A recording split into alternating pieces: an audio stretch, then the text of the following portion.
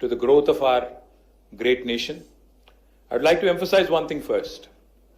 We are Indians first.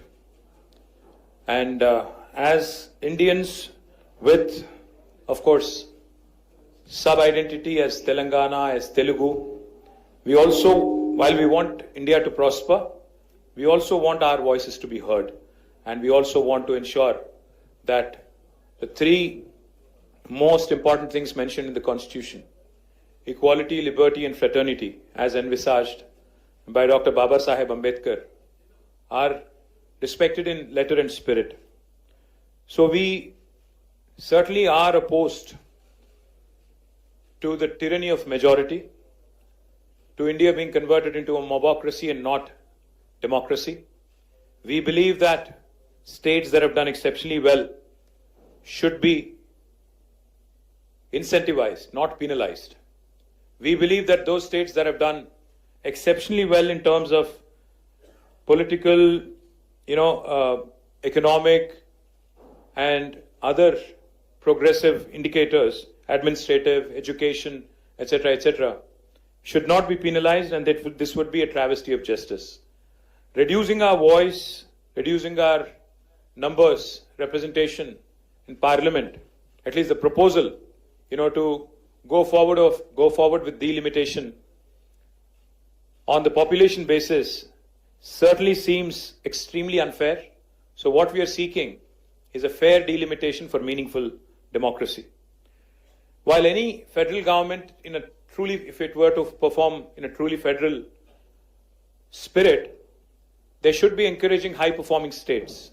Telangana today, we are only 2.8% of India in terms of population, but we contribute to 5.2% of India's GDP.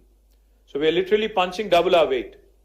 But if you are going to reduce our number from 17 to whatever is being proposed in a pro rata basis or whatever other logical, pretext the government of India is going to come forward with, that certainly will be justice.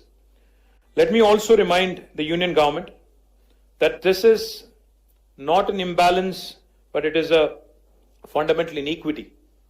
Because political and fiscal centralization, is not going to help India emerge a superpower. If India truly has to break its shackles and become an economic superpower, a cultural superpower, a social superpower by 2047, 100 years after completion of independence, then I do believe that we have to remember one simple thing. Stronger the states, stronger the country. Cooperative federalism should be the order of the day, not coercive federalism. Cooperative federalism will make India a superpower, not coercive federalism. The union government should play the role of a big brother. The union government should play the role of a big brother, not become the big boss, dictating and making progressive states regret their progress. Let me also quickly say that if we do not speak now, some people are questioning why now, the process has not begun, etc. The fact, unless you start championing the cause of the underdog, which in this case will be South India, I think we'll be doing a great disservice to our future generations. History will not forgive us if we don't speak up now. This is the time to speak, because discrimination against South Indian states is not new. Both national parties have done that in the past. I'm not going to elaborate on that. But now this seems to be adding insult to the injury. This proposed delimitation based on population seems to be adding insult to the injury. Let me just quickly quote a renowned jurist who said, "A true federation does not allow any region to dominate another, nor does it permit the dilution of democratic representation based on transient factors." If we don't approach this delimitation exercise cautiously, with caution, this could impact India's federal balance. I am an Indian. I love this country. And I truly cherish every minute of being an Indian. But I also do feel that a strong country, like I said, should also mean voice for the oppressed, voice for the marginalized, voice for everybody, irrespective of whether you're from Manipur or from Uttar Pradesh, irrespective of the size of the population in your respective state. India is not a collection of administrative units, but India is a pluralistic, ethno-linguistic union of states as enshrined in the Constitution. We are not against money given to states. We are not against money being given to laggards. We are against hegemony. We are not against money being given to laggards. Let me remind you, I do understand that fiscal contribution alone cannot, determine how we should be moving forward. India's democracy should be built, we believe, as Bharat Rashtra Samiti, on progress, on governance and economic contribution, and not just population. Population alone cannot be the criteria for delimitation. A fair system should reward progress and encourage development. In fact, I'd go one step forward. It should empower those who are driving the growth, not silence them. If 19% of South of India, the southern Indian states, are contributing to 36% of India's GDP, will you cut down on representation and, dissent, cut down on the dissent and cut down on the dissenting voices? Is that the strategy of Government of India? Let me also add, there have been past experiences which have been bitter. So while Government of India, while the Union Home Minister says it would be pro rata, there would not be any reduction in seats in South of India, let me say one thing. No reduction in South of India, Southern Indian seats does not mean no increase in North Indian seats. Let me remind you that. There may not be a reduction in South India, but it is disproportionate increase in North Indian seats, which again will mean that essentially 4 or 5 states will determine the future of this country, future politics, future policies, future fiscal devolutions, everything. Future life of a citizen of India will be determined by 4 or 5 states, and that is certainly not acceptable. And why do we not have enough confidence in union government when it says pro rata? Because we've had bitter experiences. 11 years ago, when Telangana was formed as a state, we were promised by Indian Parliament that delimitation will happen within the state of Telangana. The number of assembly seats would increase from 119 to 153. But has it happened in 11 years? Despite it being an enactment of the Parliament? No. Why? Because it does not suit the BJP. It does not suit the union government. Where it suited them, they've done it. It suited them in J&K.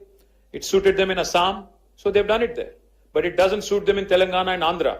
So they don't do it here. That is exactly what we are apprehensive of. Let me also remind you, never in the history have there been such high proportion of cesses that have been added, which are depriving the states of their rightful share in devolution. States are, I've heard in that room from one of the chief ministers, I think it is Kerala chief minister, who said, federalism is not a gift, it is our right as a state. India is a federal republic. Federalism is enshrined in constitution in letter and spirit. That's exactly what we are demanding. We are demanding our rights. So what are we proposing as Bharat Rashtra Samiti? What did we propose in the meeting? We proposed 2-3 things.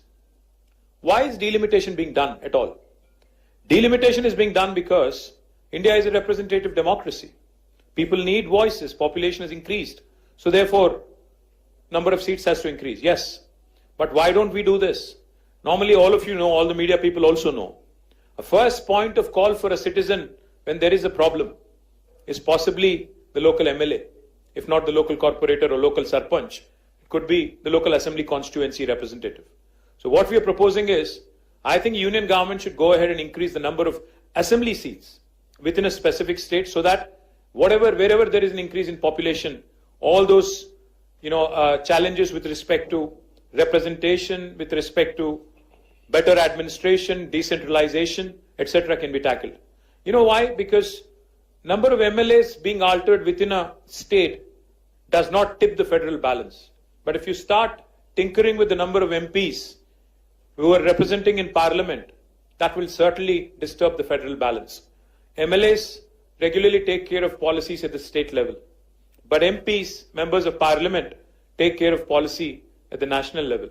So therefore, maybe either keeping the number of MPs the same and increasing the number of MLAs so that decentralization can be a via media kind of a solution to delimitation. That's one approach we are proposing.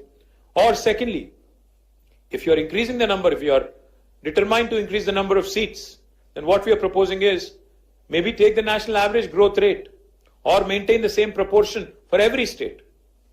Because you see, Government of India itself, through 42nd Amendment of the Constitution back in 1976, had brought in, population control as a measure and suspended further delimitation for 25 years.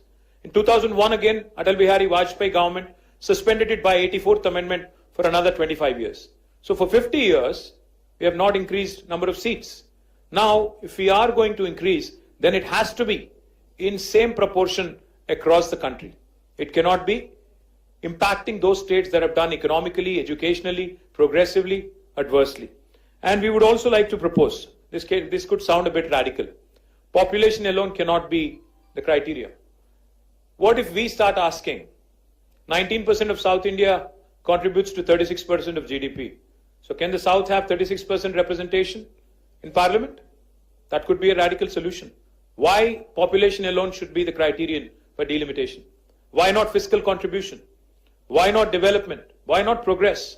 So we are certainly keen to see what the Government of India would eventually say, but all in all I would say is, once again, before I sum up, India has just completed 75 years of existence. Our national leadership should ideally strive to heal old wounds, not create new ones.